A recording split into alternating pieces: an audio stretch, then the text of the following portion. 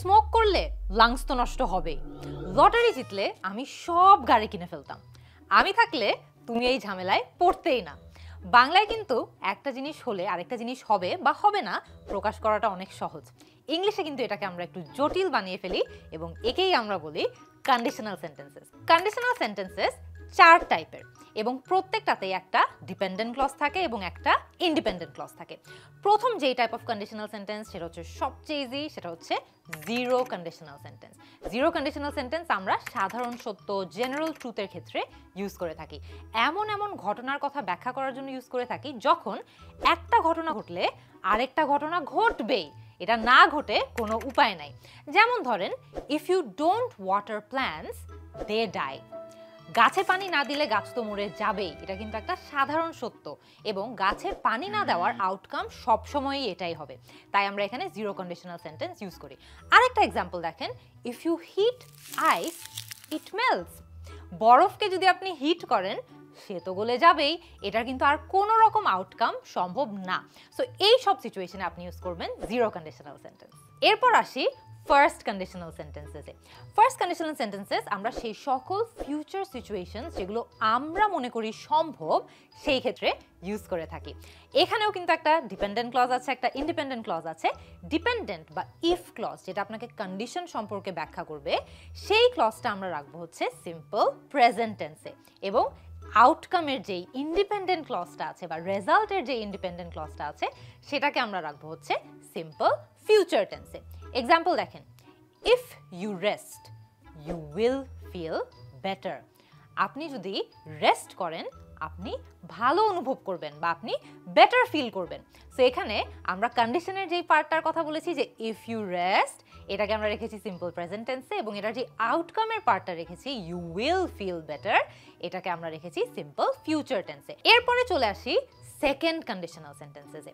Second conditional sentences আমরা তখন use করি যখন আমরা এমন ঘটনার কথা ব্যাখ্যা করতে চাই যেটা কোনোভাবেই সম্ভবই না, অর্থাৎ একটা হাইপোথেটিক্যাল বা একটা আনরিয়েল সিচুয়েশন নিয়ে যখন কথা বলতে চাই তখন আমরা সেকেন্ড কন্ডিশনাল সেন্টেন্সেস ইউজ করে থাকি। এখানেও অ্যাজ অলওয়েজ একটা ডিপেন্ডেন্ট ক্লজ আছে যার মাধ্যমে আমরা যেই কন্ডিশন বা শর্তটা আছে সেটার কথা বলি এবং একটা ইন্ডিপেন্ডেন্ট ক্লজ আছে যার মাধ্যমে আমরা সেটার যেই আনলাইকলি আউটকাম বা অসম্ভব রেজাল্ট আছে সেটার কথা বলে থাকি। সো এখানে স্ট্রাকচারটা কি হবে, এখানে আমাদের যে কন্ডিশনের পার্টটা আছে বা ইফ ক্লজটা আছে সেখানে আমরা সিম্পল পাস্ট টেন্স ইউজ করে থাকি এবং যে আনলাইকলি আউটকামের পার্টটা আছে বা রেজাল্টের পার্টটা আছে সেখানে আমরা modal auxiliary verb plus main verb use করে থাকি। কিছু কমন মোডাল অক্সিলারি ভার্ব হচ্ছে should, could, would etcetera. So একটা যদি এক্সাম্পল দিই আপনাদেরকে, খেয়াল করে দেখেন, if I won $1,000,000 I would buy all the luxury cars. এখানে আমাদের শর্তের পার্টটা হচ্ছে ইফ আই ওয়ান $1,000,000, এটাকে কিন্তু আমরা সিম্পল পাস্টে রেখেছি। এটার যে আনলাইকলি আউটকামটা আছে সেটা হলো I would buy all the luxury cars. এখানে উড আমরা একটা মোডাল অক্সিলারি ভার্ব ইউজ করেছি এবং তারপরে আমরা আমাদের মেইন ভার্বটা ইউজ করেছি যেটা হচ্ছে বাই। এরপরে আসি থার্ড কন্ডিশনাল সেন্টেন্সেসে, যেটা সাধারণত সব স্টুডেন্টের সবচেয়ে বেশি জটিল মনে হয়।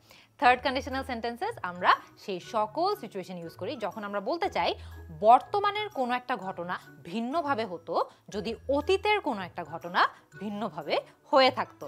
এবং এই ক্ষেত্রেও আমাদের একটা ডিপেন্ডেন্ট ক্লজ আছে যার মাধ্যমে আমরা আমাদের শর্তের পার্টটুকু বলি এবং একটা ইন্ডিপেন্ডেন্ট ক্লজ আছে যার মাধ্যমে আমরা আমাদের রেজাল্টের কথাটুকু বলি।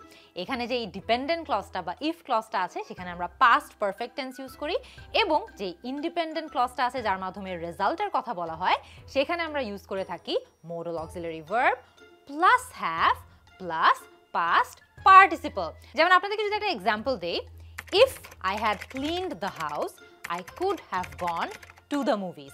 এখানে খেয়াল করে দেখেন, if I had cleaned the house এটা পাস্ট পারফেক্ট টেন্সে আছে যেখানে আমরা আমাদের শর্তের পার্টটুকু বলছি। I could have gone to the movies এখানে আমরা রেজাল্টের বা আউটকামের কথাটুকু বলছি যেখানে আমরা কি ইউজ করেছি modal auxiliary verb plus have plus past participle could have gone to the movies. So আপনারা কি বুঝতে পেরেছেন যে আমরা কোন ক্ষেত্রে কোন কন্ডিশনাল সেন্টেন্সেস ইউজ করি?